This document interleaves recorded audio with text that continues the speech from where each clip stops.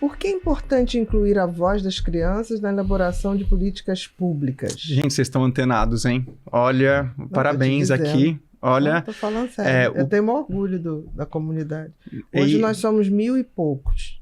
Né? E a gente abre e fecha para dar tempo de todo mundo se relacionar também. Que legal. Né? Maravilhoso essa pergunta, porque é a pergunta que a gente tem enfrentado todos os dias no Alana e outros grandes espaços de tomada de decisão, como a COP do Clima. O Alana, junto com outras organizações internacionais, a gente desenvolveu um trabalho de advocacy dentro da COP do Clima, que é a Conferência das Partes da ONU, que discute as grandes negociações climáticas do futuro da nossa humanidade. Não tinha criança. Não tinha nada. Não podia entrar. E a gente começou a questionar, pessoal, por que vocês não estão ouvindo as crianças? Se elas são as mais impactadas... A primeira pergunta foi do impacto. As minorias, foi colocando todas as minorias, exato. Né? Com o tempo a gente observou isso. Mas se elas são as mais impactadas pelo clima, cadê elas? Para falarem por elas mesmas o que elas estão sofrendo. E foi um compromisso nosso com a Unicef, com outras grandes organizações do mundo, a gente conseguiu levar as crianças para lá. No Egito, pela primeira vez, uma criança que é um ativista ambiental. Maravilhoso. Conheçam Francisco. Francisco, ele é colombiano, latino-americano, irmão nosso. Irmã. E ele fez ele é desde pequeno, apaixonado pela natureza, levantou a voz dele, e foi ele que foi pela primeira vez que falou numa sala de negociação. Que legal. Quantos anos? Ele tinha, na época, 11 anos. Hoje ele tem 14, se não me engano. E depois disso, a gente começou a discutir lá dentro da COP, com os países, com todos os países da ONU, com todos os países do mundo, a falar, gente, você precisa ouvir as crianças. E esse ano, na conferência preparatória da COP, que vai ser no Azerbaijão, e depois a COP 30 no Brasil. Sim. Vem pra cá. A gente conseguiu um painel de especialistas para que as crianças pudessem estar no centro das negociações. Então, colocar crianças na elaboração das políticas públicas, além de um dever legal, está escrito no ECA, no artigo 4º do ECA, que toda criança tem que ser considerada nas políticas públicas, tem que ser escutada, está na Convenção sobre os Direitos da Criança. Além de ser uma forma de dar cidadania, se tem uma decisão que vai impactá-la, ou já está impactando, ela tem que ser ouvida. É algo também que a gente tem visto muito estratégico para as novas soluções. Porque as crianças têm uma visão sobre a realidade que a gente não tem. E ouvi-las... E essa coisa deve ter um momento que o que elas dizem nos encantam, de novo, de alguma maneira. Deve acessar essa criança nossa, adormecida, que é muito mais fácil uma criança acessar do que um outro adulto. Você tem toda a razão. E é esse efeito que gera. Eu noto que isso faz... Eu, quando estou em contato com criança, isso...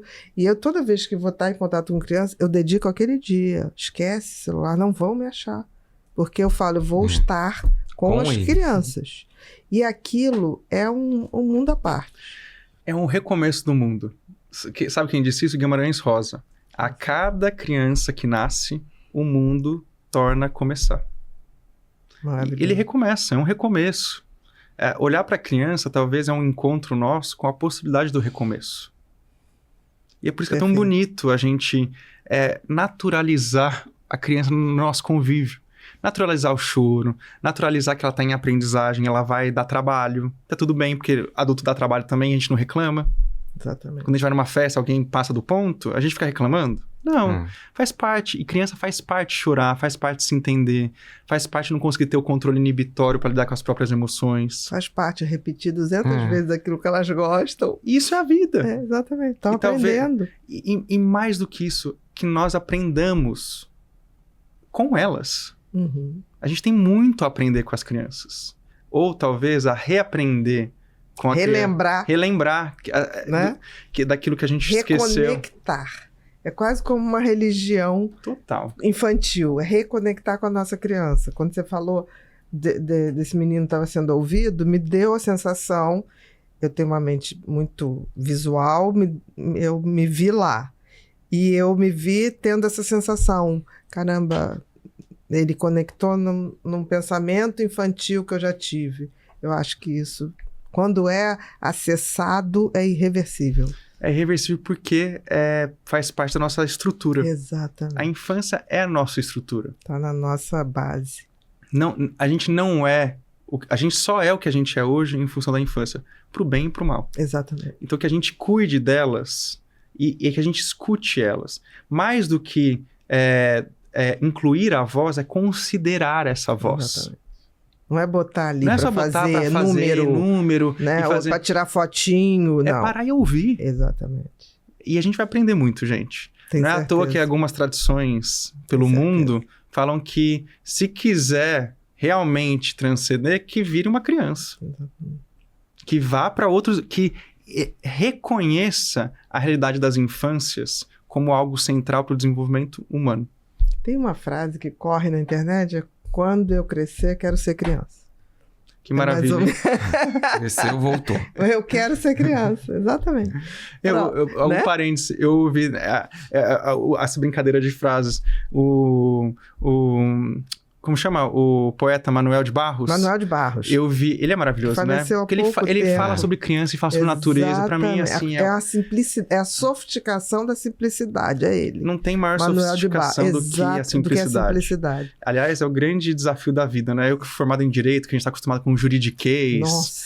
Com esse monte de... Eu acho que o meu exercício da vida é ser... Fazer o contrário. Exatamente. Enfim. E ele fala assim... Eu quero crescer para passarinho. Para passarinho. Exatamente. Talvez não tenha coisa melhor aqui. Crescer para criança e crescer para passarinho. Para passarinho.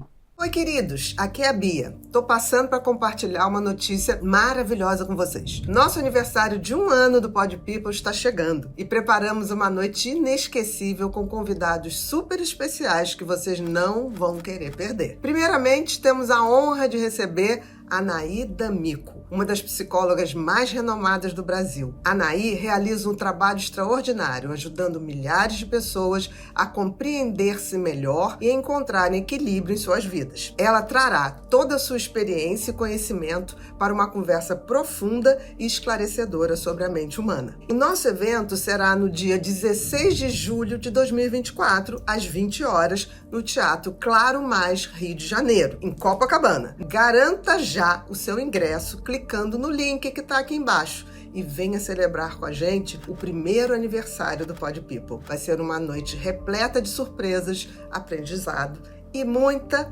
emoção. Estamos ansiosos, positivamente, é claro, para ver você. Até lá, não vai faltar, eu te espero.